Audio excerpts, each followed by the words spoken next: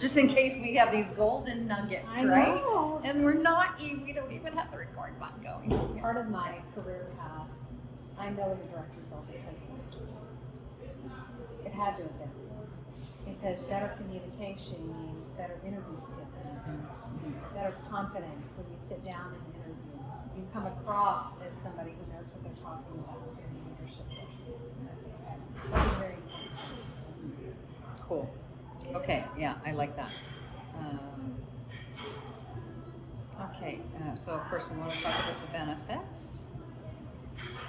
And what I want to talk about in some of the benefits is what everybody's seeing right now is the result of the benefits. So don't be intimidated. Don't be intimidated when you see me stand up and have all the confidence in the world, and don't ever say any ahs or ums and so's, because I work on it and I took the time and I did the work. And it took a long time for me to stop saying those ahs and ums. And I'm very cognizantly aware not to say that. Yeah. So when people hear me, they may be a little intimidated. Well, she sounds so good. I sound horrible. Well, what people don't know is that in my first speech, my icebreaker, I was shaking. And I was reading off my entire life in my icebreaker speech. Yeah.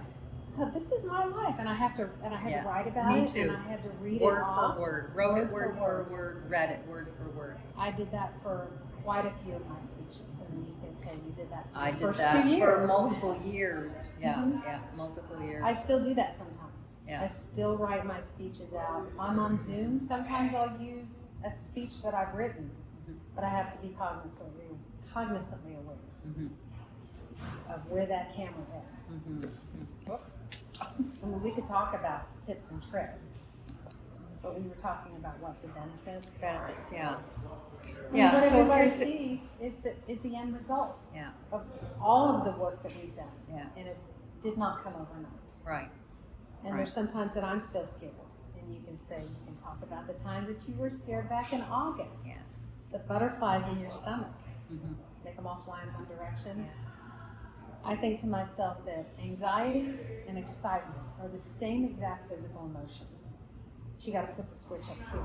Because if you're anxious or nervous about something, flip the switch and become excited about it. And watch how different it's going to turn. Yeah. Now, the way you say that now seems so obvious and so easy, but how long did it take until you got to the point where you could say it's just a mental switch? Because for me, that was a very long time.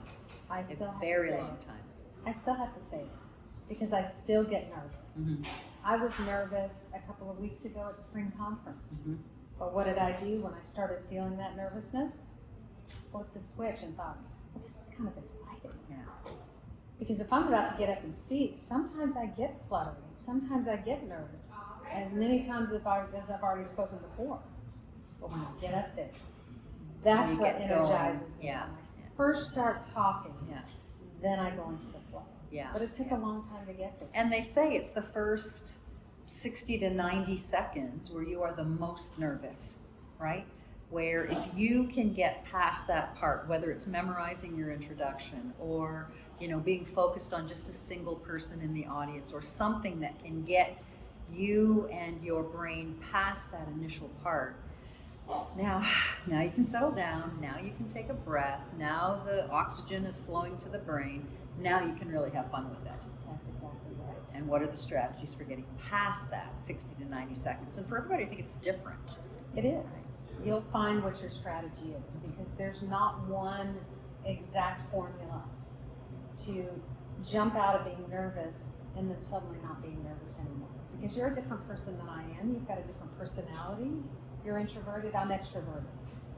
We take our emotions a little bit differently. We think about that a little bit differently in our brains. Yeah. I get jazzed up when I get in front of an audience, almost immediately. Wow. Yes. Yeah. So when are you nervous? Like, can you think of a situation? So first of all, how many years have you been in Toastmasters? 6. 6 years. So that's a pretty Actually, quick. 7. 7, okay. Since 2016. August 1st of 2016 is when I joined. So that's a pretty quick transformation. I know you've been through a lot in your life, but you also very aggressively and proactively went after the program. I did. Right? Like it's a self-paced program, and so like I said today and I've said before, the best and worst thing about Toastmasters is that it's a self-paced program. Right? You can do it as quickly as you like, or you can do it as slowly as you like. But the only one pushing us is us. That's where the intrinsic motivation comes in. Yeah. I had the intrinsic motivation when I started Toastmasters because I saw a goal. I didn't know what a DTM was. I had no idea what a district was. I didn't know anything beyond the club level. Yeah. What was an area director? I didn't even know that for the first 6 months to a year. I had no idea what a district director was. Right. I didn't know the hierarchy. All I knew was that my next speech was coming up. And I needed to work on this. I needed to work on vocal variety. I needed to work on my voice. I needed to work on inflection. That's all I knew. And when I saw, hey, you can get this first level, you can get this second level, you can do this, I moved forward very, very quickly because I wanted to do it. And again, it's intrinsic motivation. And being accountable to yourself is kind of like a double-edged sword because it's just as easy not to do the work as it is to do the work. Exactly. Who are you accountable to? Right. When you're accountable only to yourself, it's easy not to be accountable. Easy to make yourself. Excuses, easy to not show up, Mm-hmm. all of those things, really easy. But that's a good thing about Toastmasters is it is your path. Mm-hmm. It's yours. Yeah. It is your personal development for $10 a month. Right. So go back and now tell me again, how did you start? So how did you get into Toastmasters? 2 of my coworkers were going to lunch one day, and they were friends of mine. And I went up to them and I said, "Where are y'all going for lunch?" "We're going to a Toastmasters meeting." "You are? Can I come?" "Well, yeah." So they invited me to the Toastmasters meeting. And I went inside this place. It was a closed campus, believe it or not. We had to badge ourselves in, or we had to call ourselves to go in and sign in. And we sat down in this room, and there were probably 12 or 15 other people who sat down in this room, and they started this Toastmasters club right at 12 o'clock. And it was very interesting, but it was scary at the same time. Because I thought about quite a few years earlier when I was in college, the first time, when I was 18, 19 years old. I went to a Toastmasters meeting at college, but I don't remember very much about it. All I remember was that it was very scary. And I didn't want to get up, and I didn't want to talk. And believe it or not, I was an introvert at that time. So I went to this meeting, and I thought it was really interesting but scary at the same time, but I thought, wow, this is something new I can do. This is something that I can have a goal on. I want to get better. I think that would be great. Yeah. So I went the next time, and then I joined the club. On your second meeting, you joined Yes. the club. I was very excited about doing it. I didn't give my icebreaker speech for a couple more months after that, I think. Maybe a month, Mm-hmm. but I was pushed to do it. Go ahead and get your icebreaker speech done. Write it out if you need to. This is a safe and learning environment. And I thought, okay, so I think I spent at least a good week writing it out. And I had like 3 pages, single space typed about my life. And I remember the first day that I got up there and spoke my icebreaker speech. I was so nervous, and I had the paper right in front of me, and all I did was I read about my life, all the way up until that point, just the highlight stuff that I remember. And when I was done with my icebreaker speech, I got a standing ovation. Wow. And that's something that our club did. Yeah. And I would encourage all clubs to do that, because people need that kind of support and rallying around, because if they just have a little bit of claps or they don't get any claps at all, I mean, did they do good? Did they not do good? Not only did I get a standing ovation, but I got a ribbon. I got a ribbon for my icebreaker speech. And that set me on the path of, I want more ribbons. I want more ribbons. I want more ribbons. Yeah. So then my next speech and my next speech and my next speech, I wanted them to be as good as they could because I wanted that ribbon. Yeah. And by golly, if I didn't get all those, I didn't get all those ribbons until Yeah. I got up to my first level. Wow. I got every single best speaker ribbon. Right. Because I really, really worked at it again. And I wanted to be better. I wanted to transform the way that I spoke.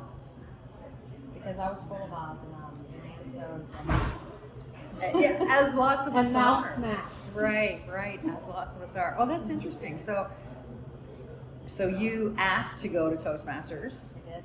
I was the opposite. I was told to go to Toastmasters. So tell me about your journey. So I was working at a bank in the IT department, and I had just recently been promoted. And part of my new role after being promoted was now I had to go and attend these meetings on behalf of our team, of our department. Communicating in a meeting, answering questions, I knew it in my head. I knew what to say, but it wasn't coming out of my mouth. When I would open my mouth to go to speak, gibberish would come out, or I would get that, that knot that you get in your throat and you can't breathe or you choke. And that's The what would dry happen. throat. The dry throat, right? And you're coughing and or the lip smacking. Mm-hmm. And my boss started getting feedback about the fact that I was not all that effective in meetings. And so he came to me one day and he said, Donnie, says, we've got a problem. And you've got a choice. And he offered me the choice. I could go back to the programmer pool and just be a computer programmer, and that would be totally fine. Or I could stay in the role that I was in, but if I was going to do that, then I had to fix this problem I had in communicating with people.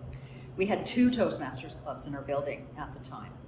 And I went down so he suggested that I go and visit. So I did. I went down. A friend of mine, another person in our department, and I both went down. It was in a very large auditorium. I opened the door and I saw all those people and I panicked. And the sergeant at arms was standing right there at the door. And I'm sure he saw the panic on my face because he came right over to me. He grabbed me by the hand. Hi, welcome to, and he pulled, welcome to Toastmasters. And he pulled me in, and had it not been for that, I'm sure I would have just shut the door and turned around. I don't remember if I joined the very first day, but I knew it was something that I needed. I wanted to be successful in my career. Being highly introverted and shy as a child, I knew I was afraid in those situations where I had to talk to people, where I had to think on my feet. It was not something that I could do at all.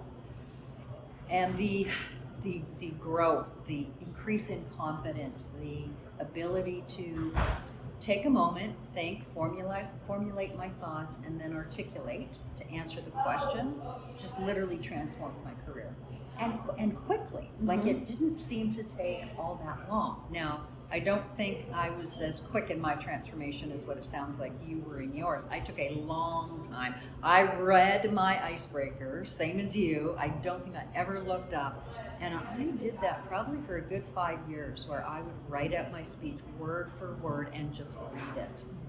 And 32 years later, I'm still still using notes, but not writing out my speeches like I was. So I think my transformation came a little bit more slowly than yours. But it's interesting. So you said you're an extrovert, so I'm an introvert, and I think a lot inside my head. I wonder, do you think, as an extrovert, like, extroverts are sort of seen as people who have, you're outgoing and you have this ability to talk to people and you're social. Like, why would you need Toastmasters? So as an extrovert, why did you need Toastmasters? What did it do for you? I really needed Toastmasters because although I'm an extrovert, and you see me as the finished product of all of these years of personal development and personal work. As an extrovert, I was extremely insecure. Extremely. And that's the way I was when I was little. So go back when you were about 4, 5, 6, 7, 8 years old. That's your true personality. If you're an introvert, maybe you like to play alone or play with your toys by yourself. As an extrovert, maybe you want to go out there and play Barbies or do something with everybody else and you get jazzed up in front of the crowd. I always wanted to have a crowd. My sisters were my crowd when I was growing up. And I was the one that was the hilarious one. Always wanted to make them laugh and spit out the room. I always wanted to be the center of attention. I was always outgoing like that. Well, fast forward a few years, and you go from this extroverted, amazing little girl up to about the age of 8. And then you get into that where you're self-aware of your own limitations and your body image and the way that you think other people see you. Suddenly I became insecure. And becoming insecure made me come into myself. And I was very quiet. In high school I was quite quiet. But I could also be extroverted and gregarious. So that's the way that I was. I was extremely insecure. And I brought that into my adulthood. That insecurity was there for a long, long time. And I still feel insecure sometimes. I mean, we all do. Yeah. So big boost in your big boost in your confidence. How about your communication style? How did being a Toastmaster change the way you communicate? I think it slowed me down a whole lot. And it made me realize how many filler words I was saying. And my whole idea is when I say something, I want it to mean something. And I don't just want to fill up the air with empty words, just to fill up the air. What I want to say, I want to make an impact on other people's lives. And that's the way that I always felt. And when I started Toastmasters, I thought, this is so great because I didn't know I was doing all of this stuff. So in our Toastmasters club, the one that I joined, we had a little buzzer. Ah, right. I have not seen this buzzer. I've seen the clickers. Yeah. But I haven't seen this buzzer except for this one Toastmasters club, the first one that I joined. Prepared speeches, no buzzers. If you say filler words, if you ahs, ums, ands, the, I, none of that. No The buzzer. ah counter will count that. Yeah. We'll give you the report at the end of the meeting. Everything else, fair game. Every time you get a number Every and single the buzzer time, goes off. or an I, See, every single time. That right there made me so aware of how many times people say that. Yeah. As a Toastmaster, I always count, which is my downfall because I can count. Other people, sure. I Other count people. other people's ahs and Yeah, ums. yeah. And when I get up to speak, I have to be aware that I do the same thing. So I don't want to say that. We But had that came from that buzzer. from that buzzer, and that is buzzer was scary. a great tool because it's like in the moment. So we had a duck, we had a little rubber ducky in our club, and every time it was DAH, D-A-H, and N-Y, Donnie Duck. Oh, that's so funny. And anytime there was an or an ah or anything like that, you'd hear the squeak. And there were some people in the club who just didn't like it, so there was our no squeak list. But everybody else, and of course prepared speeches, we didn't squeaky during prepared speeches, but table topics, evaluations, when you are the Toastmaster, when you are giving comments at the end, right from the very beginning of the meeting till the very end, you're hearing that squeak. I think that those ahs and ums are very much a habit that we're not even aware of.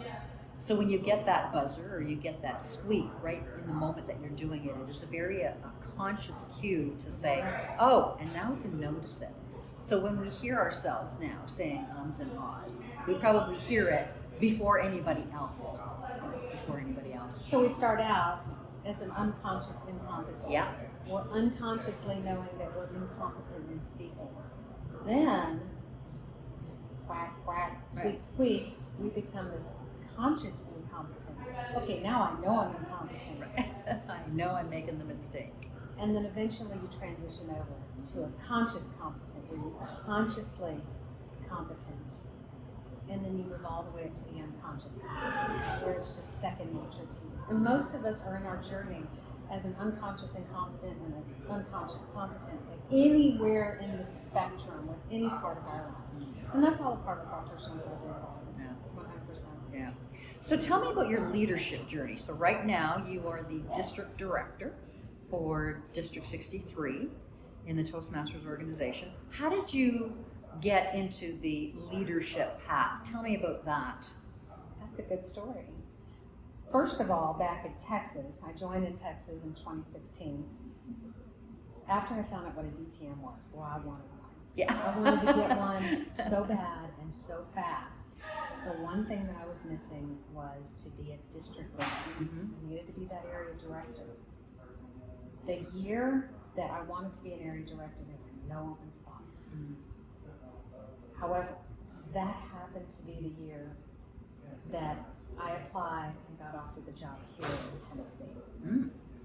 So what do? It's the May time frame. I'm offered this position over here. Toastmasters year begins July 1. Right. This is the perfect time. I call up the incoming district director here in District 63. Hi, my name is Kristen. I'm coming over here to Tennessee. I'm moving here in just a couple of weeks. Do you have any open spots for area directors? Nope, they were all full. So I knew that I would have to wait at least another year to get my DTM. I had all of my speeches, almost all of my speeches completed, almost all of my leadership path completed. I just needed this and a few other things. So I moved here in 2018. In October of 2018, I finally get to talk to my district director in person. And we were at a contest. And I said, is there anything that I can do for the district? Anything I can do? And he said, you want to do something that's not going to get you any credit whatsoever? And I thought to myself, I wasn't looking for credit. Right. I just wanted to help. I just wanted to step up. I wanted to volunteer so I could be on the list next year for an area director. And that being said, I was an assistant area director back in Texas, but I never got any accolades or anything. I just helped the area director. So fast forward to October, and the district director said, well, we need a finance manager. And this is October. The year started July 1. This is October already. And I said, what's that? I had no idea what that was. And he said, well, they take care of all the finances for the district. And he told me a little tiny bit about it, that the finance manager that got put into place or appointed had started his own business. Just didn't have enough time. It wasn't that he didn't want to fulfill the duty, he just didn't have enough time because his business was so busy. So I said, okay, well, I guess you can tell me more about it. I'll think about it. And we kind of left it at that. And I didn't think anything more of it. I just kept on going on Toastmasters Club here, and I was going along. And then Winter TLI comes up in early December. And a couple of days before Winter TLI, I started getting emails that said I needed to approve expenses and concur. And I was like, what is that? So I walk into TLI, and I meet the program quality director who said, congratulations, you're the new finance manager. And I said, wait, what? So I was installed as the finance manager back in December, and I didn't know what I was walking into. And I said, okay, I don't know what I don't know. I need some help. So what do? I get on the phone with TI, and I start talking to the people in the finance department. Every single month, they would get a phone call from me. Can you help me reconcile expenses? Can you help me out with this in Concur? And Toastmasters, absolutely every single time. It's like, yeah, let's go ahead and let's go over it now. And it worked out every single month. Come the spring conference, I had been nominated to become a division director. So I ran as a division director. I did not run as, I did not get appointed as an area director. I got nominated for division director, and I got elected as division director. So that was 2019. So 2019 all the way to the beginning of 2020, I was a division director. I ran for club growth director in 2020 and had to drop out because I was a part of the district leadership committee. So folks, by the way, you can't be a part of the DLC and run for an elected office. Right. So me and the other candidate were both a part of the DLC, and we didn't know. We didn't read the book. Read the book. Read the manual. So we both had to drop out. Spring conference came and went, and then I got a call from the incoming district director a couple weeks later, and she said, me and the incoming program quality director wanted to ask you and see if you wanted to step up into this role. And I was thinking to myself, okay, well, that's fine. I'm going to get my DTM. I don't need to do anything anymore. I wasn't going to be club growth director. I've done all my work. I've done everything. And then I get the phone call. Would you like to step up on this? And I thought, oh my goodness. I really didn't know what I was getting into. But I said yes. And then I got appointed to the club growth director role. And that was right when COVID started. Right. Everything shut down, everything went online, and we were suddenly thrust into a completely different learning environment. Right. From Yeah. there. And then from there, I became program coordinator last year. And this year. So it was a very interesting route on how I got into the leadership role.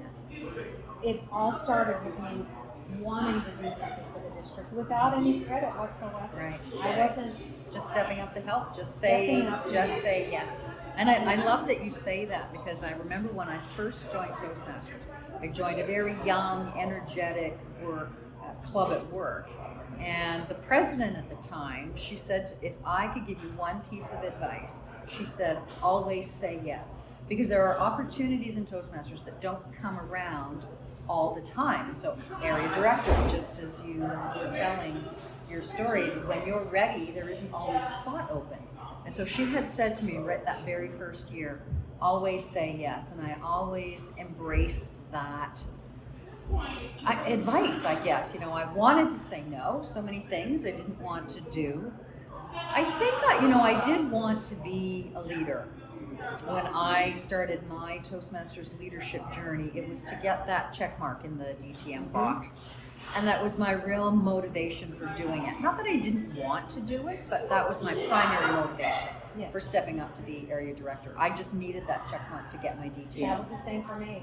And then when I got into the role and I understood what it was, and I was started having fun, and I got to sort of take care of and help my clubs, I loved it. I absolutely loved it. And I did a variety of things. That was sort of in my early days. And then I sort of stepped away. I did a lot in club leadership. So I had been club president, VP of education. I had done, sort of all of the club roles, except for Sergeant at Arms. That's the only one I'd never done. And it was I think I caught that bug, I wanted to keep learning and I wanted to keep going. Eventually I ran for division director and was division director. And then I took, again, another little bit of a break. And the thing I like about Toastmasters is you can take a break.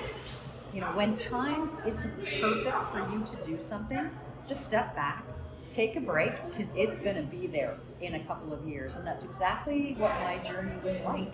I had sort of I went through these seasons. I had a contest season, I had a leadership season, I had speech season, where I would and then I had times where I would just, sort of sit back. When I had been, a little tired or a little overwhelmed, I would take the summers off, even though my club still met in the summertime. I took a couple of years. I just took the summers off because I needed that break.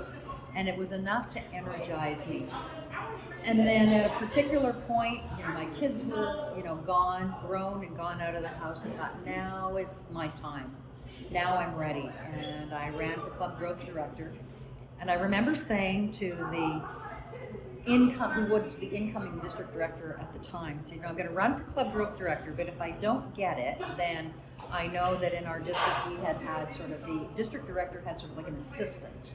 I said, if I don't get club growth director, I still want to be involved, and if you're looking for an assistant, I'd love to volunteer to be your assistant. She said, yeah, no problem. And it turns out I was elected club growth director, and then went on to program quality director, which, being in the training business, program quality director was just right up my alley. I absolutely loved that role. And then I was district director the following year, which was 2019-2020. So I was the district director when COVID hit. And what a learning experience that was. Would never want to go through it again, not in a million years. But the thing, you learn about resilience, you learn about pivoting, you learn about flexibility, you learn about learning. We just, as an entire organization, had to just do things differently in order for our clubs and our members to be successful. And then when I was done district director, then you spend a year as immediate past district director. And that's when, and I had been thinking for a number of years about potentially running for international director. And the role just, sort of excited me. There's really two key roles beyond district. One called region advisor, which is the role where that person plays an active role in working with the district trio members. So district director, program quality director, club growth director. And really at an operational level, helping the districts be really successful. That was region advisor. And then there was this other role called international director, which is really about thinking strategically about the organization. What are the policies? What is the strategy going to look like? How do we really help this organization go forward and be successful and grow and thrive? And that really excited me. The thought of, thinking about Toastmasters from a business perspective, because business is my background. That's, sort of where I came from. That's what I love to do. And so the idea of, getting on and serving on a board of directors was so exciting for me. And so in Nashville last year at the convention, I campaigned and was elected as international director from Region 6, which gives me the amazing opportunity to come here on my official visit to visit with District 63, because I do have that opportunity to go around and visit districts and be an ambassador for the organization. Yes. And really continue to learn and grow. And so what I think is amazing, Kristen, in this organization, so I've been a Toastmaster for 32 years. And in this role, brand new in this role, I am learning and growing leaps and bounds. And I think that that's a phenomenal thing about what Toastmasters has to offer, is there is so much to learn. It's like you never run out of opportunities. You never run out of things where you stop learning. And I think, if there was one thing that I could say to, companies, is that companies should have their own Toastmasters club. I really believe that. If you are in a company, or if you are the leader of a company who really cares about people, you want to increase productivity, you want to improve communication, whether it be, amongst your staff, with customers, with vendors, with the community. You need to have great communication skills as an organization to be successful. Well, imagine if you had this amazing learning laboratory inside your company, just like I did when I worked at that bank 32 years ago, where I needed to learn communication skills so that I could be better at my job. And because we had an in-house Toastmasters club, I could once a week spend my lunch hour at a Toastmasters meeting and learn and grow and get feedback. And I just think there are so many things we learn that are beneficial in a work environment. I think the number one thing is, and tell me what you think about this, but learning to do evaluations. So one of the things we learn in Toastmasters is how to give evaluations of people's speeches. Well, you take that skill, the ability to not only give feedback, but to receive feedback. You take that and you transfer that to the work environment. How often, have we heard stories or even been in situations where, our manager has not been great at delivering feedback. Yes. Or we have not been good at receiving it. We haven't, sort of heard that message. Imagine creating a culture whereby that, positive feedback, that reinforcement, that redirection really changes the culture of the organization. I think that's the most valuable transferable skill that we teach. I agree with that.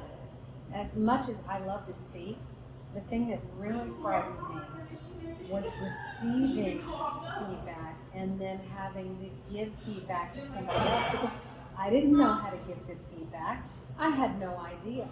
But through Toastmasters, I've learned that Toastmasters is such a safe environment. It should be. For every single club, it has to be. Because if somebody gives somebody an evaluation that maybe comes across as negative or harsh, then it might scare the person away. So there's a fine line there. And it's a skill to learn. It's another leadership skill to learn. Now, I love giving feedback. because I can give them a couple of pointers on what they need to do, and then really praise the things that they're doing so well, and then add some stuff to it. I evaluated somebody this morning, and she talked about a lotus, and what was I doing? I was on my phone after she completed her speech, and looked up what does a lotus represent. So I wrote that down, and I wanted that to be incorporated into a part of that evaluation as a part of the commendation that her speech was based upon some of her life, but it did leave around this lotus and what the lotus represented, and it was really amazing. So I love doing that now. I love giving the feedback as well as love speaking, of course. Yeah, exactly. I was at that same meeting this morning, and I heard that same speech, and she said in her speech, she gave a quote, "The deeper the mud, the more beautiful the lotus." And isn't that just so true in Toastmasters? When we have so much to learn, when our mud is deep, because for a whole variety of life situations and circumstances and things that happen to us, or reasons that we're shy or quiet or lack confidence, when we're in that sort of deep muck and mire, when we embrace the Toastmasters program, when we work it, when we do our project speeches, when we get feedback, when we participate in table topics, when we do those evaluations even though we don't think that we're ready, when we take on those roles, chairing a meeting, and even being something as simple as timer, having to pay close attention to what's going on. And we just learn and we grow, and to me it seems like the lower we are, or the deeper we are in the mud, the more beautiful we are when we come out of that. And that I was so inspired when she gave that quote, the deeper the mud, the more beautiful the lotus. Well, when I think about it, there's nothing like watching a baby Toastmaster. Somebody who just comes in who's so scared and is reading off a speech that they typed in, and they're reading it off word for word, and then watching them later on and watching them progress and become more confident and change. Because face it, we're all going to change. We're either green and growing, or we're ripe and rotting. And that's what Bert said today, and I've known that, and I've said that for a long, long time. And in Toastmasters, it's at your own pace. I don't want somebody to look at this Toastmasters program and say, well, this is overwhelming. Well, why don't you just take the first little tiny thing? Let's just take that baby step. Let's not look at the whole picture. Yes, let's talk about your goals. Do you want to get your distinguished Toastmaster? Would you like to go up into eventual leadership? Maybe yes. Right now, maybe not. At the very beginning of Toastmasters, I had no idea of the hierarchy of Toastmasters. I didn't know. All I knew was that there was a club. I didn't know what an area director was. I had no idea what a division was. And when I met the district director for the first time, I was like, oh. I had no idea. I didn't even know the structure of Toastmasters until like a year after I really got in and started learning. But for a baby Toastmaster, just start on that first little speech. Just start. And then do the second tiny step. And it's at your own pace. There's no time limit to your personal development. This is personal. This is not anybody else's development. Right. This is all about you. Yeah. And where else can you get personal development for $10 a month? And you know what I was just going to say, because what we're talking about, you would think, given the value that this program has and the potential that gets unleashed, it must just be the most expensive thing on the planet. And yet it's not, because Toastmasters is a non-profit organization. Would keep the cost low. So for $10 a month, or whatever, $2.50 a week, right? What is it that you're getting? Just in value that you can't even really put a price on it. When you think about sort of the difference that it makes. When I think back about that promotion that I had gotten, had I not gotten involved in Toastmasters, had I not turned my confidence around, turned my ability to communicate more effectively around, my ability to think. To me, Toastmasters teaches thinking, listening, and speaking all three of those skills. Had I not done that back then, I don't know what would have happened to my career. I know I would have ended up back in the programming pool, Probably. which is where I had started, had it been for not for my boss who sent me down to Toastmasters. But Toastmasters is not free. And while, you and I can sit here and say, it's only $10 a month. For some people, $10 a month is a lot. And we are an international organization. We're in currently 144 countries. In some countries, that $10 US a month is a week or, a week's worth of wages. And yet there are members around the world who say, yes, it's a lot of money. It's a big investment, but it's worth it. The value that I get, it's worth it. And I believe that in North America, you from the United States, me from Canada, I think in North America, we're very fortunate and very lucky. We've just been through a dues increase. And, as international director, people, will ask me the question, like, why did we increase our dues? Why do we have to do that? And I have really kind of two answers. There's a head answer and there's the hard answer. The head answer is we haven't had a dues increase in 6 or 7 years. We've gone through COVID and all expenses across the board have gone up. It's costing us more in all of our expenses across the board. We are a membership-driven organization. That's where we get our revenue from, is membership dues. So the idea that we would not have to increase our dues at some point in time, it's just not realistic. I mean, with inflation, costs go up. My heart says, I just wish that this could all be free, and we could give it, to everybody. If we could just give everything away, it would just be amazing. And of course, we know we can't do that. And there are people who are going to have to make, different decisions around what they'll now do as far as their, Toastmasters journey is concerned, right? People who belong to multiple clubs. Will you belong to one club or only 2 clubs instead of 3 or 4? Will you, take a break for a year? Will you pay your dues early to take advantage of the lower renewal rate before August 1st? Right. What kinds of things, what kinds of decisions, will we make? But my heart also says, and my head at the same time, that says there is such huge value. You can take this similar kind of program, short-lived, called Dale Carnegie in Canada. It's going to cost you over $2,000 for about 10 weeks. For $10 a month. That would take a long time to get up to $2,000. It would take a long time to get up to $2,000. By that time you'd have your DTM. By that time you have your DTM. Yeah, and all that growth. So, as a Toastmasters is a nonprofit international educational organization. We teach communication and leadership through the vehicle of public speaking.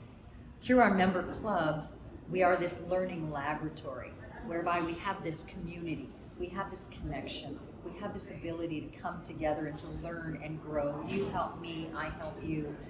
Relationships, lifelong friendships get formed. And it's such an incredible organization, and I'm just thrilled to have found it when I did. It's made a tremendous, tremendous impact on my life. And it came at the right time for you. It came at the right time for me. And it's going to come at the right time for the next person who joins. Yeah. Period. Yeah. So when is now a good time? Right. When is right now a good time to work on yourself? Because I can tell you personally, I'm not the same person that I was this time last year going into the district director role, or the year before that, or the year before that. Every single year, all of the leadership has built onto itself. And it's been amazing because of all of these roles with this Toastmasters leadership is a different set of skills. Completely different. You can't be a district director for 2 or 3 years. You have to do it from, you have to have that from one long year. term. You've got One one term. year. One term is program quality, one term is club growth. Maybe you'll have 2 years as an area director. We've had quite a few people do that. They get into that area director role and decide, they love this. Love it. But that first year, they were still trying to figure out things. And now that they know, they want to do a second year. I love that. Keep on going with it. Because Toastmasters will take you places. Yeah. I know that it helped me. It had to have helped me get my job up here.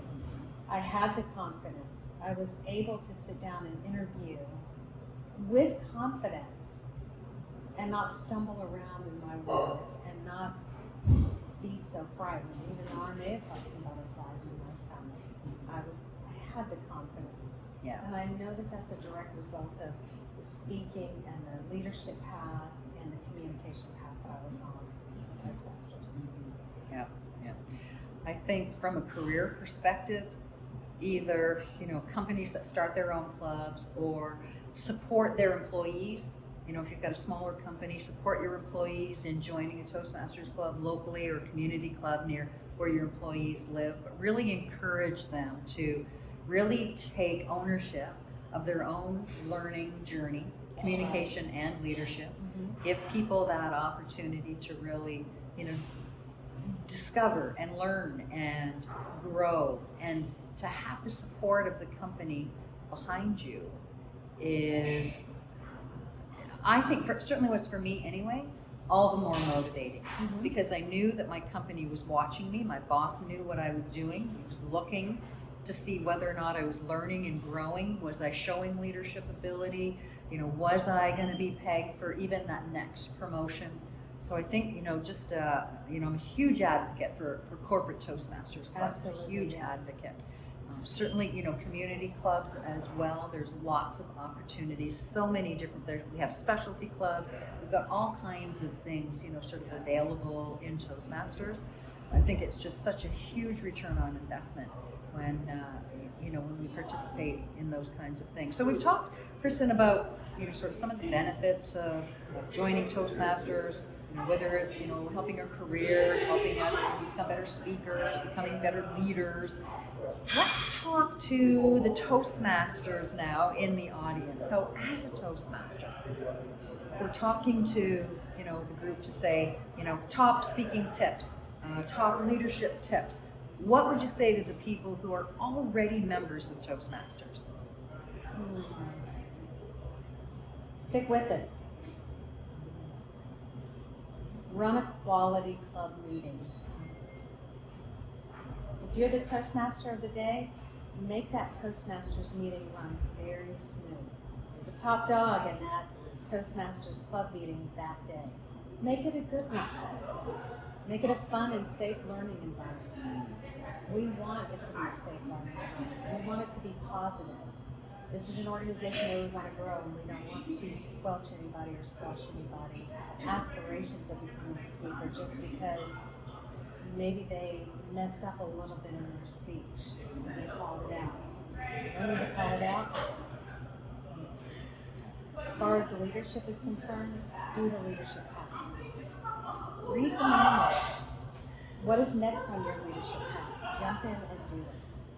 And you don't have to do everything all at once. Just do the next thing. What's the next thing in my path? Okay, I'm on level 2 right now. What's the next thing that I need to do to get to the end of that level 2 and get that badge? And do it. Yeah. And be committed. Yeah. That's really super important. Yeah. Yeah, I love that. Because at the end of the day, if you're not committed, or if you're in leadership, if you're one of the top officers in your club, any one of those 7 officers, and you really don't care, guess what? The other members are going to see it.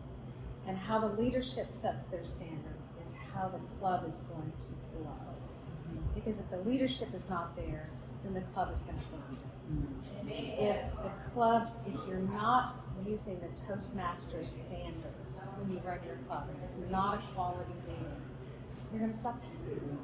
And I've seen it over and over again. But I've also seen Toastmasters clubs where the Toastmaster and every single person who has all of their roles do their roles so well that people are begging to join. That people are like, I love this. At the very end of the club meeting, the president says, I'd like some feedback from our guests. What do you think? Well, I'd like to join. I love this. I want to be a part of something like this. That's what we want. Yeah, exactly. Totally agree. I would add to that, work the program. When you're talking about, know what your next, what's the next thing in your project. The thing about the Pathways program, if you use that as a guide, there is an opportunity to be creative. Maybe you've been around, 6-7 years as a Toastmaster. Maybe you've done a path, maybe you're doing another path or a fourth path or a fifth path. Be creative in how you go through and how you use the Pathways program. You don't have to be, sort of like there's only one way. There is an opportunity to learn and to grow in a number of different ways. So use that as a guide. I love when people, do their icebreaker speech, the very first speech, do their icebreaker speech for the 4th or the 5th or the 6th time. Because when you gave that icebreaker speech the last time, you were a totally different person. That's right. Than what you are today. So tell me a little bit about who you are today. And that's how, we just create such strong bonds, I believe, and really strong ties in a Toastmasters club, because especially during icebreaker speeches, I find out things about you that I never would have known.